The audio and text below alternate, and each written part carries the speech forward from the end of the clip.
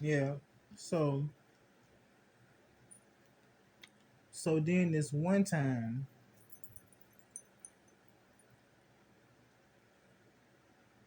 remember when I told y'all that my mama don't never pay people back? Well, my mama don't pay people back. There was some young niggas that moved in that Miami area or whatever, and they locked the area down. They was selling a lot of crack, and my mama, um, I guess my mama was a good client, and the people who she run with, they spend a lot of money. So she had gained their trust, and she started with that shit again, asking people for their shit. She always asking people for their shit, and they be believing my mama, and they be giving her their crack, and my mama don't pay you. She smoke up your shit, and she don't pay you. So they tried to jump my mama one day.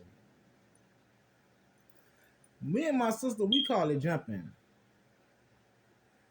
Yeah, it was two young niggas that used to sell crack or whatever, and they was tired of my mama not paying them. And then whole time, my mama owed them some money, but at the same time, she owed us money, and they standing out there on the block, and they see other plugs pulling up to my mama house, serving my mama. So she's shopping. She just ain't shopping with them. So not only are you not gonna pay us, or you gonna shop in our face like that? So they start harassing my mama. They start like putting dead rats in front of the door because they knew she was scared of dead rats. They would get like sticks and 2x4s and they'll jam our door. They'll jam it up in there. So when we would try to unlock our door and come out, you couldn't get out your house. So they was selling crack so bad down there in Miami that they had put a special task force together to address the situation. They had put a task force together, and they had them decoys, them blue eyes and curly hair. They had real like. Well, now they keep their shiesties on, but back then they used to put on like wigs. It used to be white men with wigs on, and they used to be like have different color eyes. They have like green contacts in, blue contacts in. You know they white, you'll go for it. It was the police, and they'll come and give you money. They be like, who got the most crack around here? Who's selling all the crack? And my mama with her extra lame ass. So he got all the shit, whatever. You want something from him? And the man like, yeah. And he be sending them to go get crack. But the money be marked. The money is marked, man. So my mama goes back and tell my dad that it's some crackers around here spending a lot of money.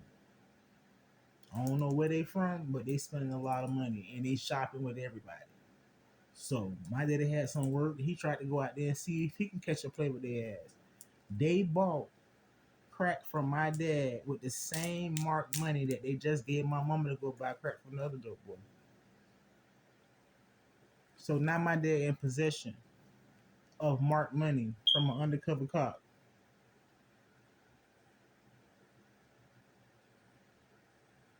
So I was 6 years old, and he gave me some lunch money, like he always do. And he kissed me, told me he'd see me when I get out of school. I was 6 years old. I didn't see him no more till I was 12. It happened just like that, like a regular day. Get up and get dressed, and your parents walk you to the bus stop and put you on the bus, and they wave bye to you. Regular day like he always do. And I have never seen my dad no more until I was 12 years old. He went to prison. I had crackheads, but my daddy, and my mama were smoking. They were smoking that Rick James. That's why me and my sister was smart. See, we were smoking that crack that Dolph Mama was smoking. You know, Dolph named his mixtape "Rich Crack Baby." You know, we was them babies that came out with nothing wrong with us. The hospital ain't even test and screen us. Healthy, vibrant, active. One fiending, one underweight, one premature. My mom would go to the clinic, do her prenatals, do her checkups, do all the little shit she got to do, the sonogram, come home, tend to us, and she finna go smoke that shit. My mama was so paranoid after my daddy went to prison, all she had was us. So we became her children and her family, her sister, her brother, her husband. My mama made us everything. And when you smoking crack, it makes you paranoid. And remind you, like I told you, my mama don't pay nobody. She never pay people back. And now she got this snitching jacket on her. She got a jacket on her name as she going around getting out marked money. She got her own man caught up. This is the shit they saying about my mama now. She got her own nigga cased up. They just painting my mama. Painting her ass like Picasso, right?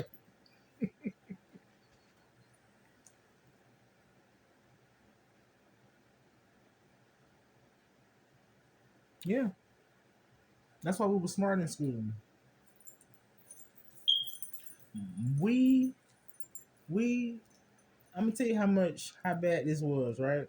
See, now that I'm adult, I can kind of be like, damn, but at the time I didn't think about it. Put it like this: the way it was going on in my house with me and my siblings, we thought that everybody parents smoked crack. If I played with you and your mama went in the room, if she didn't close the room door, I would automatically think either she in there having sex, she sleep, or she smoking crack. I would go to school and play with. I would go to school, right? I'm like in third and fourth grade. I would go to school, and it would be kids that dress better than me, more popular than me, um, well kept, popular kids, well known, you know. And I'm to my, they used to like talk about me, pick on me, bully me, and I used to be in the living room as a little girl watching Sailor Moon after school. And them same kids that used to be fucking with me at school, they mama and daddy be coming in the house smoking crack and buying crack from my mom and them. I have seen lawyers and doctors. I even seen a judge with a real black, real shit that little coat that judge might be having on yes. So me and my mama had this little code that we used to use, so nobody didn't know what we was talking about. So she told me, anytime I see her bring somebody in this house that look, professional, anybody that I see that look like they're not from around here, she said, I told you crack don't discriminate. So I used to say, damn, them too? Well, back then, dang. My mom said, yep, that shit don't discriminate. Remind you, the people don't know what my mama talking about. I have seen my mama leave out the house. I'll be back. And when my mama come back, it be a white man with my mama. The man have a whole surgeon scrub on. The man supposed to be in surgery. Got the people at the hospital prep on the table. The nurses got the people prep waiting on the goddamn surgeon. He at my mama's house smoking that shit. I done seen them doctors and surgeons smoke crack and leave my mama house and go perform an excellent surgery. Even the black old man that used to be the gynecologist, he was delivering babies. He was from Germany. He was smoking crack. And that man would be up for like 2-3 days smoking crack, and he would go to that hospital and deliver your baby perfectly. So my mom used to tell me that it don't discriminate. So now that I'm older, I'm like, damn, okay. Because we had a 4-point GPA average. Me, I had a 4.3. But we had a 4-point GPA average. We don't celebrate third place and second place. My mama used to be so paranoid and high from that shit. She tried to I guess she overdid it with us because she was looked down like, oh, she on that shit, she a crackhead. I feel sorry for the little girl she raising. So she just like Cardi B, she loved proving people wrong. So my mom would be up all night basing and getting high, and then still get dressed and make it to the award ceremony because we on the honor roll.